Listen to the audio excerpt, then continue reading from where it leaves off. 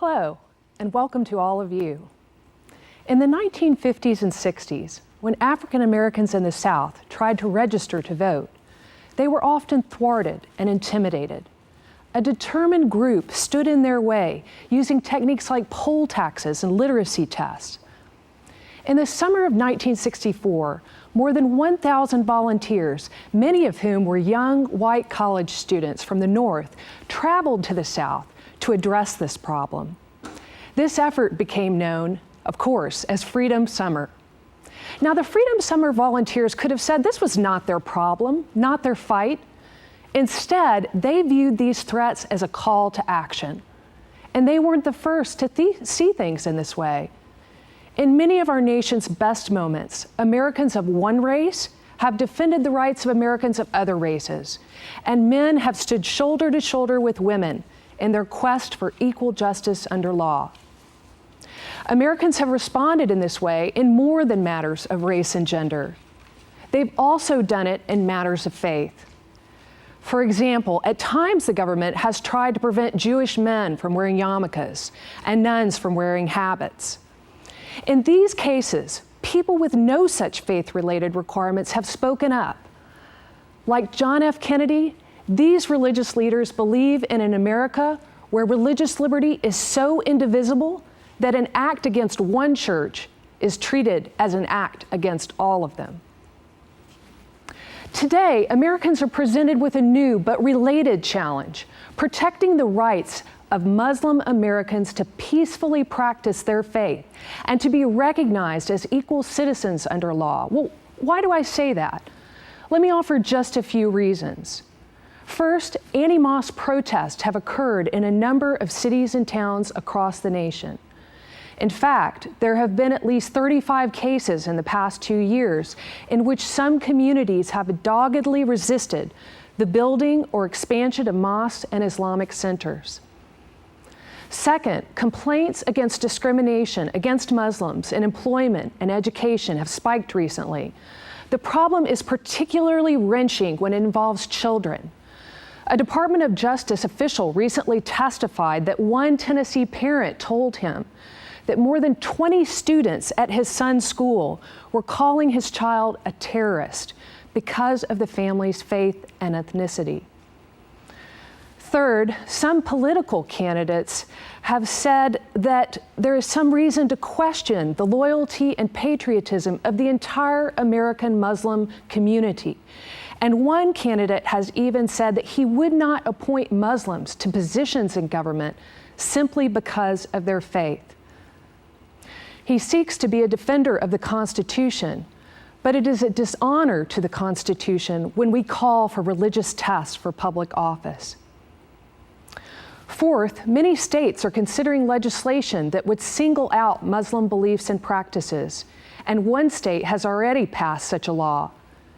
These measures say that Muslim practices and principles cannot replace civil law, despite the fact that the Constitution already bars the substitution of religious doctrine for civil law, whether that religious doctrine is Mormon, Muslim, or Methodist. A related proposal says the mere practice of Islam amounts to treason. Obviously, these proposals send a clear message. You can be a good Muslim, or you can be a good American, but you can't be both. In short, there is a pattern of fundamental threats to the practice of the Muslim faith.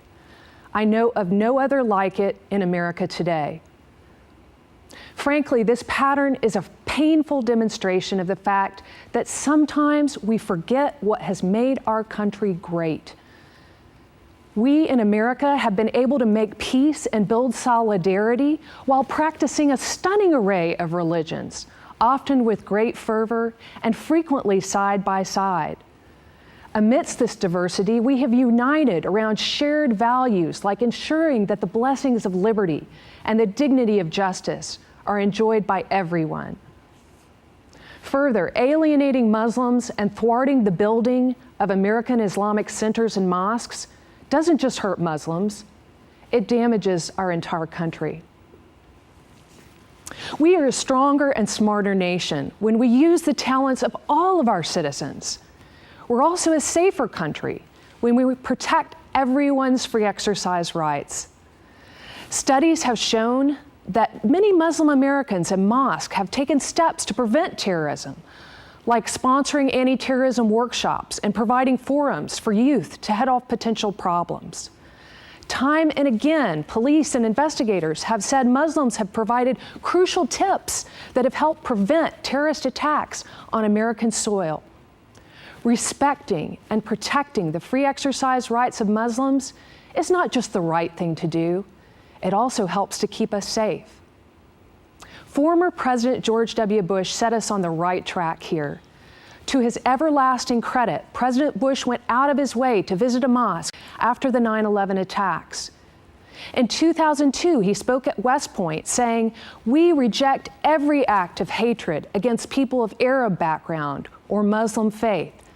America values and welcomes peaceful people of all faiths, Christian, Jewish, Muslim, Sikh, Hindu, and many others. Every faith is practiced and protected here because we are one country." Likewise, President Obama has said, "I've got Muslims who are fighting in Afghanistan in the uniform of the United States Armed Services. They're out there putting their lives on the line for us. And we've got to make sure that we are crystal clear for our sakes and their sakes. They are Americans, and we honor their service.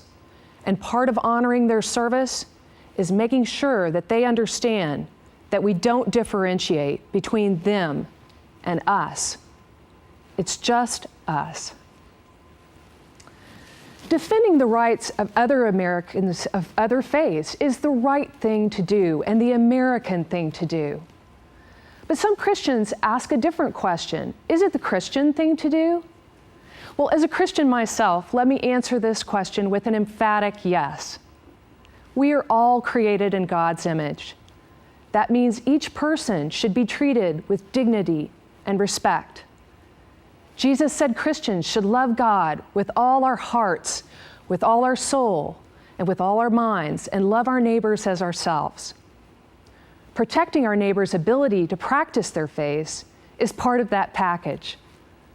God also gave us the freedom to choose in matters of faith, a precious freedom, and we should protect that liberty. After all, it's the ability to choose faith that makes faith commitments truly meaningful. Now, let me be clear. Defending the right to practice a different religion is not the same as defending the truth claims of another faith, and it doesn't require us to give up the ability to criticize one another and a different faith and beliefs. In other contexts, we get this. History is filled with instances in which people promoted freedom of expression for those with whom they disagreed. It's the same when it comes to free exercise rights.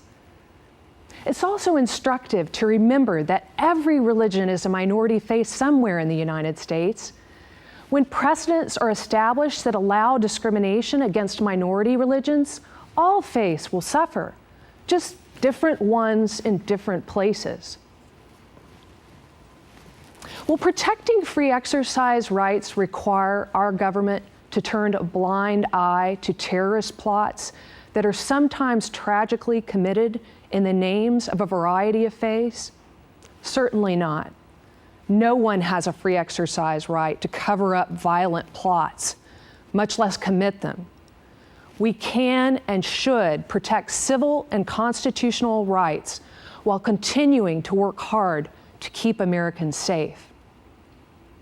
There was a time when bigotry and discrimination against Catholic and Jews was widely practiced and accepted in American public life.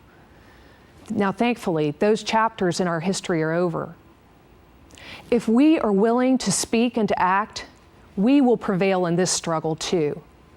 So where there are protests against houses of worship merely because of their faith affiliation, let's make common cause with those who simply want to worship in peace, a basic right of all Americans. These people should never stand alone in their fight. And when legislators single out a faith for special and disfavored treatment, they probably expect to hear a hue and cry from only one religious community. May they be met instead by a wave of multi-faith resistance. Political operatives are apt to seek partisan gain here. But religious freedom for all and equal justice under law are not democratic values. They are not Republican values. They are American values. We need to proclaim that truth loudly. And when people of one faith wonder whether they truly have a stake in another faith group's fight against discrimination, let's recall these ringing words from Martin Luther King. He said, "Injustice anywhere is a threat to justice everywhere." We are caught in an inescapable network of mutuality, tied in a single garment of destiny. May these words be a guidepost for us in the days ahead.